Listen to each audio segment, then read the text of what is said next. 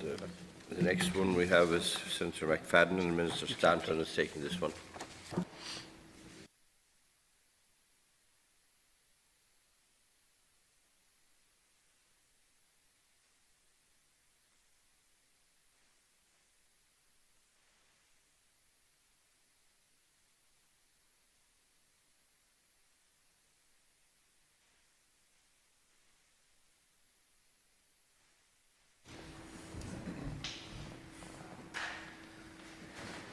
Good morning, Minister, and I'd like to thank you for coming here this morning. And I now call on Senator McFadden for her question. Good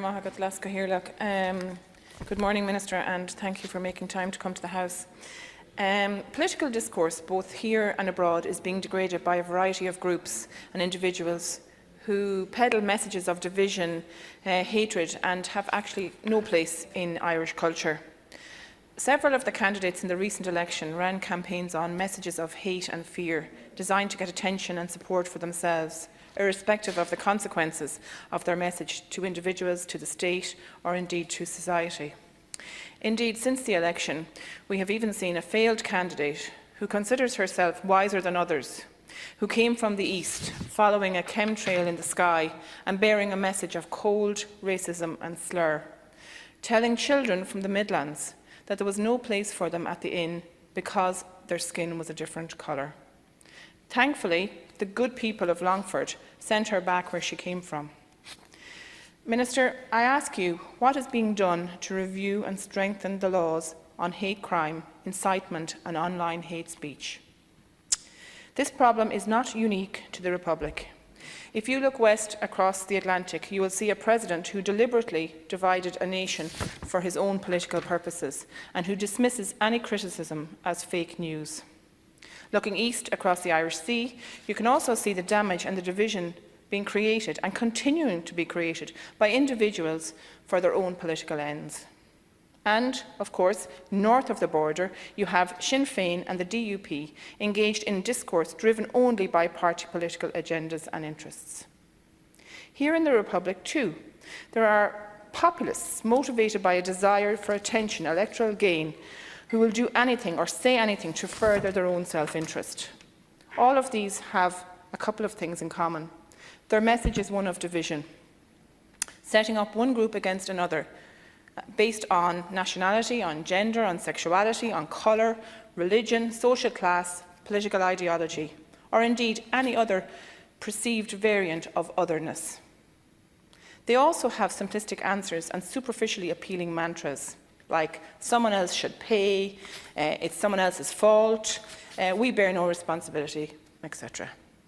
The other thing that these people have in common, whether they are right-wing or left-wing, is that they are not concerned about the interests of the people that they are supposedly representing. Their primary concern is to radicalise people behind their own cause or group, or to draw attention or electoral support for themselves. Those of us in the middle must stand up to these extremists. We must counter their politics of division, or in the words of W.B. Yeats, things fall apart, the centre cannot hold. Mere anarchy is loosed upon the world. Thank you, Minister. Thanks very much indeed, Senator. Now call Minister Stanton. Thank you. Thanks very much, Cathaoirleach. Can I first of all, thank Senator Gabrielle McFadden for raising this important issue, and also to congratulate the Senator on the presentation that she has just made, which is very measured, very well researched and very strong. Safety, fairness and inclusion are at the heart of the work of the Department of Justice and Equality. Minister Flanagan and I are committed to ensuring that Ireland is a safe and secure country for everybody, and this means working to find effective ways of protecting people from the effects of hate crime and hate speech, and of signalling very clearly to perpetrators of that hate crime and hate speech whether that they take place online or in the real world are not tolerated or accepted in Ireland. There is already a significant body of criminal law in place to deal with hate crime and hate speech. The Prohibition of Incitement to Hatred Act 1989 includes offences of incitement to hatred on account of race, religion, nationality, ethnic or sexual orientation. In brief, it is an offence to use words, behave or publish or distribute written material or broadcast any visual images or sounds which are threatening, abusive or insulting, or are intended or have regard to all the circumstances or likely to stir up hatred, As well as that, where any criminal offence such as assault, criminal damage, or public order offences committed against a person because of their race, religion, colour, ethnicity, or some other prejudice, it can be prosecuted through the wider criminal law, and the courts can consider evidence of a hate or prejudice motive as an aggravating factor at sentencing. Of course, the criminal law must be kept under review. We must learn from our experiences of the implementation of the law in practice and from the experiences of other countries. And we must ensure that the law keeps pace with developments in society. I am very conscious of recent calls from civil society, international bodies and others for reform of legislation in this area. With that in mind, the Department of Justice and Equality has arranged for research to be carried out on the effectiveness of hate crime laws in other jurisdictions. This work will look at how other countries have legislated to deal with offences which are motivated by prejudice or hate, and how effective these laws have been in practice. Separately, the Department is undertaking a review of the Prohibition of Incited Hatred Act. As part of this review, the Department will shortly carry out a public consultation on the Act, and the results of this consultation, together with wider policy analysis and review, will inform proposals for changes to the Act, which will be brought before this House for debate in due course. Thank you very much, Minister, and thank you for your answer. I know the work you do yourself all the time, and I was on the Justice Committee with you in the previous term, so I know your commitment to this.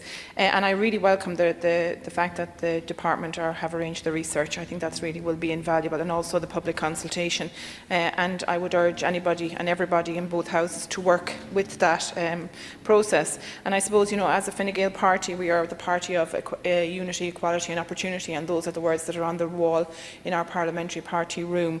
And I suppose what I would like to see is that we would create a society where everybody is engaged in democracy, and that democracy that they're engaged in is for the betterment of society in general. So I welcome your response, Minister, and I pledge to work with you, and I encourage others to do so. I would like to thank the Senator for her remarks and the opportunity to discuss this very important matter, and it is a very, very important matter. Hate crime means that vulnerable groups and individuals are being targeted simply for who they are. The impacts of hate crime and hate speech are especially serious, as they have a ripple effect which spreads far beyond the individual victim, and can, if not dealt with, lead to a divided society where entire communities feel unsafe. The seriousness of this behaviour means we must be especially careful to ensure that the legislation in place to deal with it is robust. The work being undertaken in the department, which I have mentioned, will help ensure that any reforms we bring in this area are effective and reflect best practice internationally. I look forward to debating this matter with senators when the legislation comes before the Houses.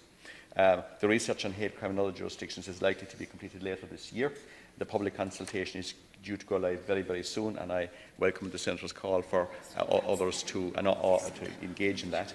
And the Department officials will then consider the outcome of this work to determine the best approach to legislating in Ireland. We do welcome the 5th report of the European Commission against Racism and Intolerance. In this report, ECRI highlight a number of positive developments in recent years. We will work to implement their recommendations, in particular the 2 priority recommendations on hate crime and traveller accommodation. And can I also say that candidates who use hate speech and hate crime in their canvassing, I call it lazy politics. I say they are populist and they're scapegoating others, and I think it's shameful, and I'm glad that it hasn't taken hold here and been successful here.